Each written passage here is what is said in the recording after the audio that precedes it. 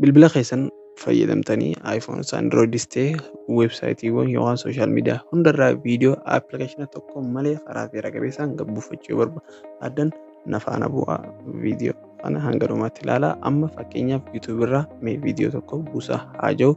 Okay, akkuma gama namaa YouTube chaanala Safetech akka subscribe godhan isin gaafannaa. Okay, mee gaa wherever viidiyoo barbaadan amma fakkeenyaaf muuziqaa gabbuusaa haa jennu.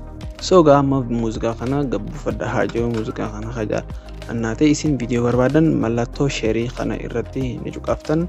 Mallattoo sheerii kana irratti erga cuqaaftanii koppii liinkii kan jiru kana ni cuqaaftan. Koppii liinkii itti erga gootanii liinkiin san koppii isiniif ta'a. Biroosara barbaadan ni seentan. Anamma Google Chrome seena. Google Chrome recommendationiif godha. Isin garuu biroosara barbaadan yoo seentan rakkoo hin qabu jechuudha.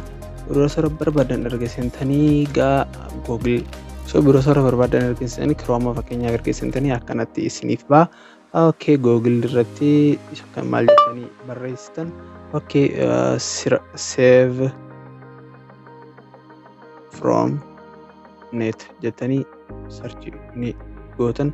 Gubbaarrattuu recommend isiniif godhaa jira.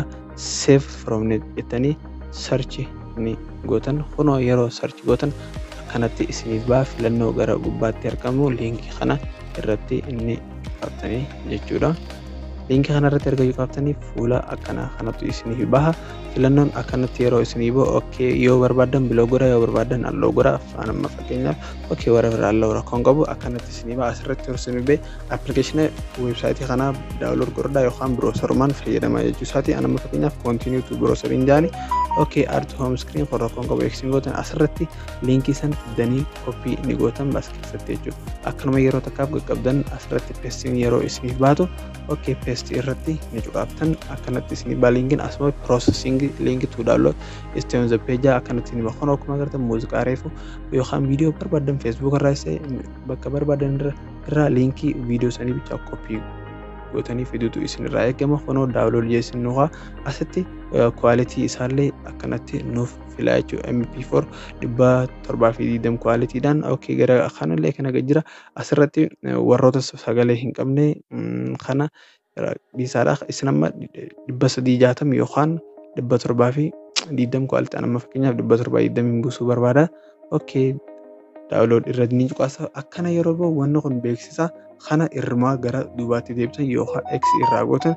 Yeroo isin X irraa gootan daawunloodiin keessan asumatti uggusumatti isiniif eegalaa jira jechuudha. Daawunlood details jechuu qabtan ni agartanii jechuudha. Kunoo akkuma agartan viidiyoo barbaadan Facebook irraas ta'e YouTube irraas ta'e karaa kanaan an buufachuu ni dandeessanii.